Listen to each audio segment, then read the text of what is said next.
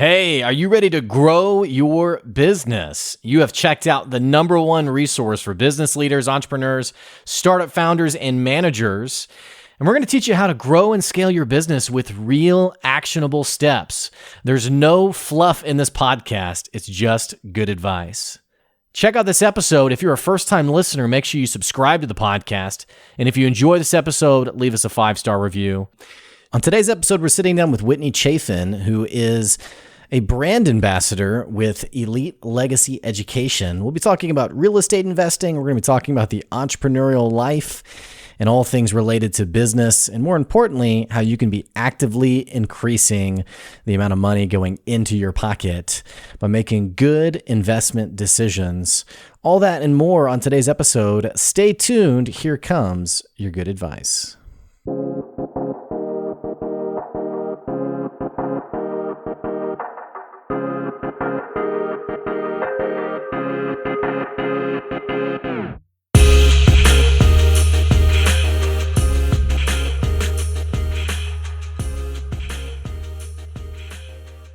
Hey, welcome back to another episode of the Good Advice Podcast. We're talking today about what do you do with your money? More importantly, how do you invest your money? And if you've been paying attention at all, you know that right now, there's never been a better time to get engaged with real estate investing. We're going to be talking a little bit about that today.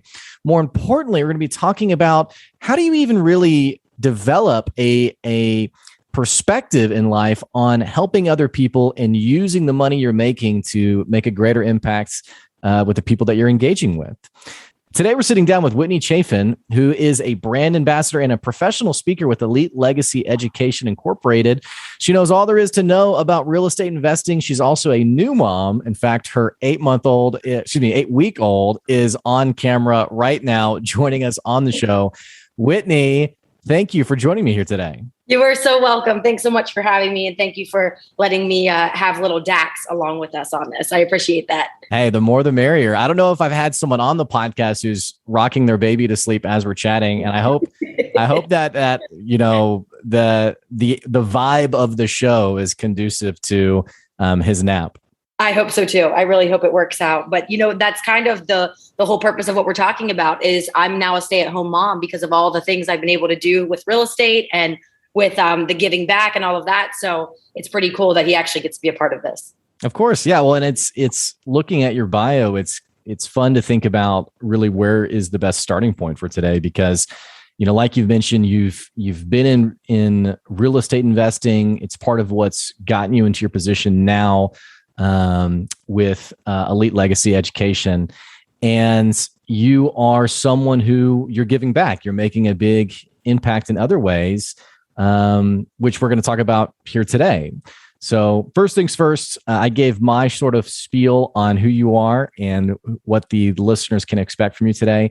Why don't you go ahead and tell us a little bit about who you are and a little bit about yourself? Okay. So I am a real estate investor. I'm also a licensed real estate agent. But aside from that, I like to consider myself a philanthropist.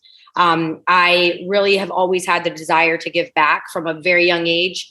I grew up in the Midwest. I was born in Pittsburgh, Pennsylvania. I lived in Ohio for the first 20 years of my life.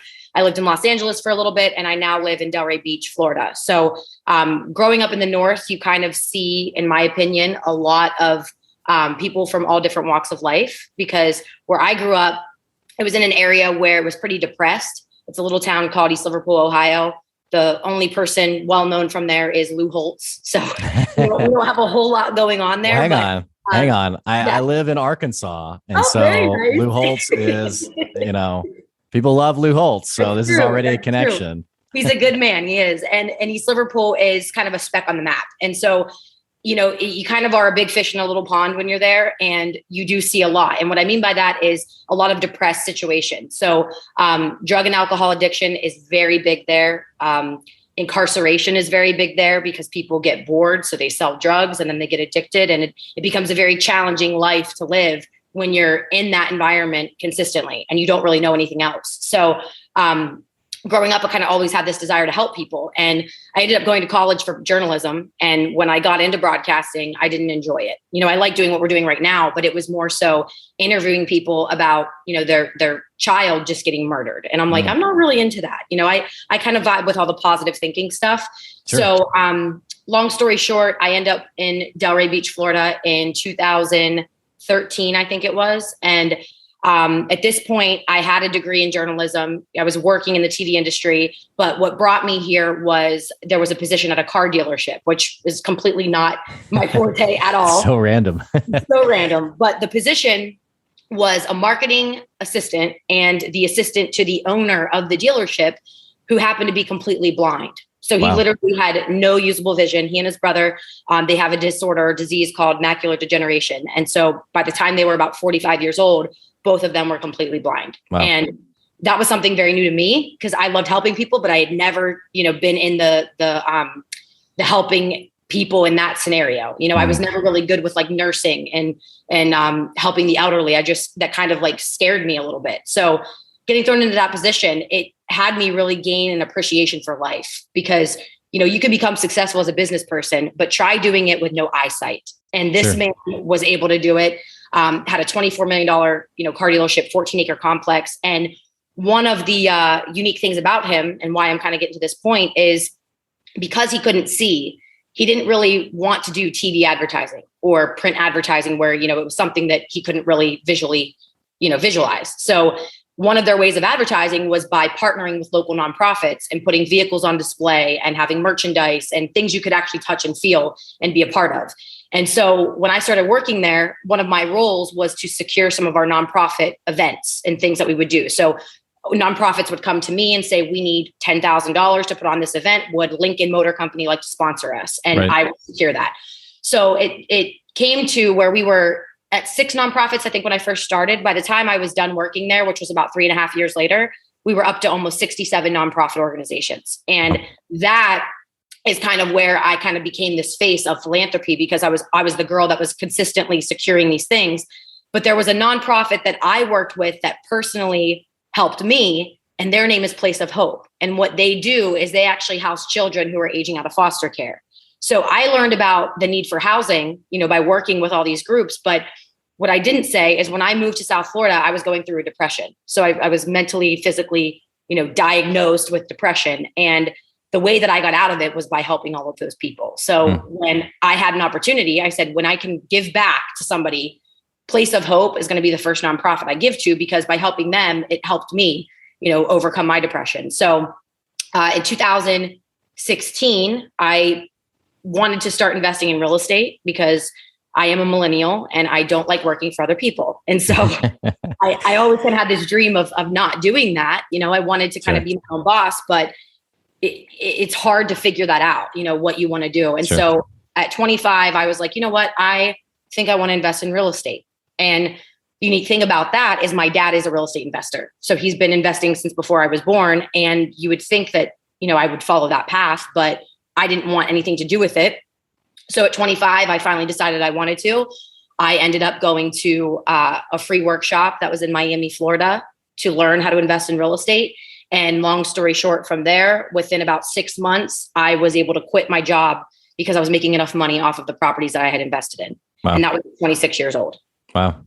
And a great part of the story as well is I know in 2018, mentioning Place of Hope, you actually donated $25,000 back into the nonprofit. So I think that's a great part of the story is, you had gotten into real estate investing and you had made enough money, like you said, to give back, but very tangibly give back, not just like donate time, but actually make, any nonprofit would love to have another $25,000 on their bottom line. So it's a great part of the story. Thank you. And it's funny because 25,000, it is a lot of money, but I wanted to give them 100,000 and I didn't have it. Yeah. The way that it worked was they actually, which is really a cool thing, is they work with donors who basically have a lot of money that they need to get rid of in terms of like taxes at the end of the year. And what they were doing is any money that you donated, they would actually build a building on their campus of housing these children. And they named it after me. So I built this library for them and they ended up naming it after me and my family, which is really cool. Yeah. I didn't know going into it that that's what they were going to do, but then you see it and you see the life that it can give all the kids that really do need a second chance. And it was so worth it. Probably the coolest thing I've ever done. So tell me about, like, do you feel like we've joked a little bit about like being a millennial, and I'm a millennial too. And, whenever you talk to someone who's not a millennial, they have their own perceptions on what a millennial is and all the things that are attached with that. But talking about like stigmas and I guess cliches a little bit, something that's interesting about you is you're talking about, so you've done well for yourself in real estate investing, but you also have this incredibly empathetic side of you that's caused you to still be engaged in the nonprofit space, to be engaged in the philanthropy space. One thing I'm not sure if I've mentioned yet is Whitney's Place, which is the affordable housing business that you're doing as well for people who need affordable housing, or maybe who are coming out of addiction. Sometimes it feels like these things are a bit opposed, in that you think about the person who's very empathetic but doesn't make a lot of money, and the person who's making a lot of money and doing well for themselves professionally, and it's kind of like an afterthought to give back. You seem like this perfect combination of the two. Does it ever surprise anyone, or do you feel like it's a bit of a rarity that you have both sides of that picture in you? I do. My fiance likes to call me a unicorn. If you've ever seen the unicorn video that's on YouTube about like the female that doesn't exist, that's a unicorn, he jokes around and says that's me. But I have to say, I haven't always been that way. I mean, at the very beginning of my life and wanting to do that stuff, I was very ego driven. Not that I was cocky by any means, but it was all about me and how I could feel good about things. And I think the shift happened when I was about 21 years old and lost a friend to a drug overdose. And when that happened, it helps you kind of put things into perspective, because, the thought of it, you think about, and I don't want to make this all about addiction, but you think about it for a moment. It's like, what could be so bad in life that you want to escape reality every day, and to the point to where you die? And for me, it was that I think changed it for me, is that I didn't want anybody to come into my life and feel worse leaving my life. I wanted to make everybody feel better about my presence in their life in some way. And it's funny because it is a rarity. I think when people meet me at first, they're like, there's no way that this girl is this nice. There's no way that she is this. And It's actually been a detriment in some scenarios. Like I've lost friendships and relationships over it, just because I think it's other people that maybe have insecurities in themselves that can't believe somebody is so high on life and so giving and wanting to do those things. But I've met people from both sides of it, who have all the money and want to give, and have all the money and could give a crap less about giving. Yeah. It might be how you were raised. I don't know. It makes me think of someone I know who she's like a beam of optimism anytime you meet her, to the point where it's exactly what you're saying. You're like, okay, how genuine is this? Yeah. Almost not. It almost seems fake, because it's so optimistic. But she is actually very genuine in it. So I think a unicorn's a great way to put it. And I'm curious about, you talked about your background. You talked about the circumstances that you came out of. How did you, because, these environments that are typically, using your words, a depressed environment, mm-hmm. A lot of these environments, they have systems that build on each other, especially if it's a poor area. Usually the schooling system isn't really well off, and that contributes in a number of ways, like higher incarceration rates. And then you have overcrowded jails, and then all these things that are happening. You made it past all of that. How much of that, I mean, when you look back and you think about how did I make it versus someone else? I mean, because you have people listening to the show who they're thinking about their own challenging circumstances and the things that they've had to battle and deal with. Would love to get your perspective on how you've overcome these things. Yeah. I don't know if it comes back to good parenting. Like, I do have really good parents, and, I've met people though who have great parents and they still fall off, or people who have terrible parents and they end up very successful, But I think, I just always wanted more. And I always kind of felt like ever since I was a kid that I was a big fish in a little pond. Like I had this just burning desire to do more. And when you're looking around your circumstances there, I don't want to act like nobody there is successful. They are, but it's everybody knows everybody. Everyone's in everyone's business. The nearest steakhouse when I was growing up was 45 minutes away, and it was just not a whole lot going on. A lot of people are overweight in that area. They don't, take pride in themselves. And for me, I think the biggest thing is my original burning desire was to make my hometown better than what it was when I was growing up. And Sure. that started the fuel. Now, I mean, I don't even go home hardly at all. I still love the people, love the town, but I've learned that my purpose is a little bit bigger than that. And I think that's what I'm on now.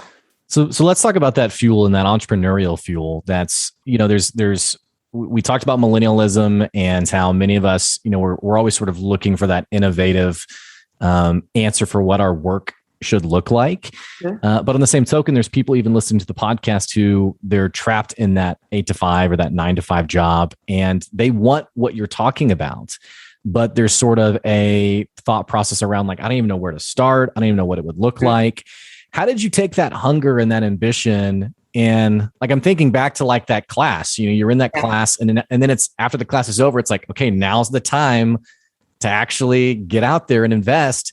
How did you start doing it? Like, how did you get over the fearfulness of like, am I really doing this? I mean, I think I had enough pain in my life, and that's kind of what they say, even with addiction or anything else, that you got to kind of hit rock bottom before you can build back up. And for me, I was in a terrible financial position. I had nearly 6 figures of student loan debt, credit card debt. I was living off a tax return.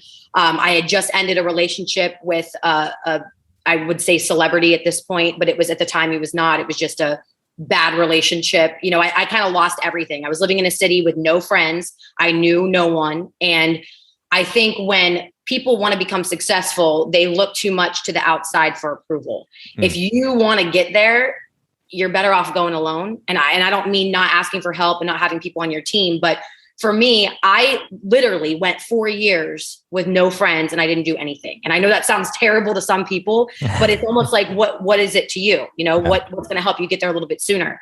The other thing that really helped me, and I don't want for it to sound too foo-foo, but I am really into the law of attraction. And I'm really into manifesting the life that you want. And so I did a lot of sleep hypnosis videos, subconscious reprogramming, because I did have all this negative baggage from where I came from that was embedded in my head. And I felt like, if I was just consistently listening to the little voice in my head that said you can't or you won't, I never would have got there. So it all kind of chimed together. Another big thing that helped me stay grounded, I guess, towards my goals is I practice gratitude. So every morning when I wake up, I write down 10 things I'm grateful for. Yeah. Wow. You have to, it's like, if you're so caught up in everything that's going on right now, especially right now with what we're all dealing with COVID and politics and just everything. Yeah. If you lose sight of like your vision and everything that is great in your life, it's so easy to go down that rabbit hole.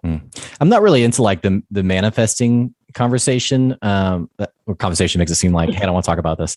I'm not personally really ascribed to it. But it's interesting to me how, like, hearing you talk about this, and then especially the gratitude piece, it feels like the people who I've talked to who are really successful, like yourself, have developed like this really rigorous intentionality on like their internal space, like their head space. Yeah. And you made the joke about like, I don't be, frou-frou or whatever, but it does seem like that's like the easy thing to fall back on is like, okay, yeah, believe in yourself. Okay. Be positive.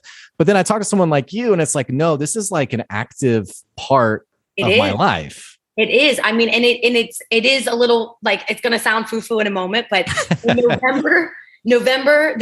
November will be 2 years that I wrote down all of these different things that I wanted. And one thing was I wanted to fall in love with the person I'm supposed to be with. I wanted to be financially free.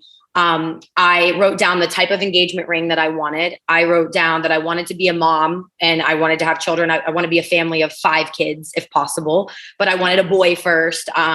I wanted to live in a beautiful home. Like I listed all of these things and I am not joking you. I have every single one of those. I'm not married yet, but I have the exact ring that I described. Never told my fiance what it was. During COVID, I got pregnant, which was a complete mistake. And we thought wasn't even able to happen. Shouldn't say mistake. I should say surprise. No, yeah. It was completely a surprise. I mean, and we didn't even think that I was able to at that time. So it's like, everything that happened, I put it in writing and I kind of let it just manifest or, gave it to the universe or whatever you believe in. And it just happens. And I think it's the same thing. If you pray or if you just get, into whatever it is that you're wanting and you let it go, it's amazing how things just fall into place. But I mean, I assume for you, like there were some, cause like I've related with this, but I've read stories of people who like, they wake up in the morning for their business and it's like, and whether it's a prayer or whatever it is, Yeah. but it's like, I need more customers. And then they go about their day and it doesn't happen. And it's like, oh, well, I didn't get them. And it feels like there's like this, and I don't know how to describe it, but like you're internally making it part of like your identity. And then I guess like your habits and your actions, like for example, like practicing gratitude, like I'm assuming you're probably not like, here's the things I'm grateful for. And then like, screaming at the barista at Starbucks, you know what I'm saying? Like, so if you could give a little bit more insight as to like how you've developed like your habits and like your mindset, like during the day, especially like, investing in general can be really scary. So like, how have you continued to sort of shape, I don't know if it's not really personality, but just those ways you approach business on a day to day? It's a muscle. So you have to consistently work it. I mean, there are days that I wake up and I don't feel grateful, or there are days that I have to remind myself why I feel grateful. Or like my son this morning woke up with this really raspy voice and I'm like, why is he sick? Like, what did we do? It puts you kind of in that negative spell. But I think, for me, when I first started doing this, and this sounds crazy, but I would travel the country doing seminars and I was speaking, and I was paid a lot of money to do that as well. And so I would go do an event. I'd be gone for 3 or 4 days and I would come home, and at my apartment in the time, I had a meditation room where I just would sit in there, and I'm not kidding you, day after day, like all day. I would sit in there and listen to like meditative music or Zen music or affirmations or anything that was just like good vibes that would put into my head. Yeah. Where you really don't have time to think about anything else or to worry about anything else. And I was still social. And then I, go about my day. Maybe you'll experience some negativity, but then when I got home at night, I would make sure that I did a video before I went to bed or wrote down again what I was grateful for. It's just something you have to really make the intention and do it. You have to force yourself to do it. And even on the days you don't want to, because it might not work right now and you might feel ungrateful for a couple of days, but then it all comes back into full swing. Yeah. I feel like people who are listening are in one of two camps. They're either already doing this and they're like Whitney, oh my gosh, yes, like this totally works. Like I'm doing it. It's great. It's been amazing. And then there's people who are listening who are like, I don't have time for that. And for you who are listening, who are saying that, I would challenge you, try it for a month and just see what it does. Whitney, I can't believe we're already getting towards the end of our conversation today. Let's talk about what I actually originally intended to talk about. And then I got so like swept up and like, oh my gosh, this is so great. Let's talk about real estate investing. Okay. Talk to me a little bit about, for the person who's listening, who they have a little bit of money on the side, they've been looking for, and this is a brilliant concept in general for our listeners, is finding ways to make passive income that's outside of like the hours you're putting in from 9 to 5. What's like the starting point? Do you have any like tips for how someone could get engaged in real estate investing? I mean, what does that look like? Yes. I mean, you've all probably, if you're in this space, you're on the entrepreneurial vibes and you do this kind of like intention stuff, they probably have heard of, going to real estate seminars and learning. And, unfortunately, there's a lot of bad people out there that do seminars, but from my experience, specifically with Elite Legacy Education, it is definitely something you want to invest in yourself. So if you have the ability to get to a seminar and actually learn about real estate investing, I really encourage it, whether it's legacy or anything. I encourage you to learn it, because what you don't want to do is take all the money that you have worked so hard for and go out there and try to do it yourself and end up blowing your money or getting into a bad situation. So what you want to do is make that money work harder for you. And one great way to do that is through rental properties or, like Airbnb, vacation rentals, or what I do, which is the social housing or housing for social good, where you invest for both profit and purpose. And a lot of that is working with vulnerable populations who really do need a second chance. But I say that and people get excited and they're like, oh, I want to go buy a house to rent to people coming out of prison. And you can certainly do that. But how are you purchasing that property? Because if you don't understand the leveraging other people's money or leveraging your resources, and you spend all your dollars trying to figure it out, you're not going to go very far. So if you can first understand how to creatively fund your deal and understand the asset protection side of it and the tax benefits associated with it, and make sure you're buying a property in an appreciating area that has all the things that you should know if you're going to get into it, then it'll make all of that happen for you. But a lot of people want to just go out there and do it and, buy that property and put a bunch of people in it. And you've got to know what you're doing. We have a saying that says, if you think the price of education is expensive, wait till you get the bill for ignorance, because you do end up paying for it one way or another. And it sounds very complicated, which I would just tell our listeners just to call you. It seems like that's the next best step is just call Whitney. Which, by the way, for people who are listening, who maybe they want to connect with you or maybe they want to learn more about Elite Legacy Education, what's the best way for them to reach out? What's the best way for them to connect with you? For me personally, you can either find me on Instagram or send me an email. My Instagram is Whit Chaffin. So WHIT as in Tom, CHAFF as in Frank, IN as in Nancy. It is a private Instagram only because I now have a newborn and I don't want any weirdos, creeping on my kids. But I'm happy to connect with people and help them out, because what most people don't know is everyone needs a place to rest their head at night. And there's roughly $29 billion of funding for people in those vulnerable populations where you could actually tap into that and start helping those people and not only provide a second chance, but also make some money doing it. Wow, that's great. Whitney, this has been a great conversation. It's flown by very quickly. One last question. What's next for you? I know you have an 8-week-old. Are you continuing to be a stay-at-home mom and also do awesome conversations like this? That's the plan. I mean, I think my broadcasting degree is coming back full swing in this scenario, doing some interviews and stuff. But my fiance is a general contractor. And so our goal is to continue. He's already doing it, but our goal is to continue to build new construction homes on the water here in Florida. And then I'm also a licensed agent with Douglas Elliman. So I plan to list those properties and do that kind of as my main gig, I suppose. Sure. But my whole life, I've always wanted to be a mom. So that's really my next plan, is to just continue with Whitney's Place and with, all the other things I do, and to be mom and be present in their lives. Yeah. Well, congratulations on living your dream. And I so appreciate you coming on the podcast today. Yes. Thank you so much. I appreciate it. Yep. Hey, for our listeners, I'm going to put the link to Whitney's Instagram page. It's going to be down in the episode description below. You can also just check out more information there on her Instagram profile. I'm also going to put a link to the Whitney's Place, whitneysplace.org. That web address is going to be down in the link below, as well as some information on Elite Legacy Education Incorporated. And hey, by the way, if you've been following the podcast and you love the podcast, what the heck are you waiting on? Click that subscribe button so you don't miss any of our good advice we're giving out on a weekly basis. And don't forget, if you want to support the podcast, you want to buy me a cup of coffee and say, hey, cheers to you for hosting the show, I'll take it. You can go to Patreon. It's at our Patreon at patreon.com/goodadvice, where again, you can support the podcast for as little as $5 a month. Hey, we appreciate you. And that's our good advice today. See ya.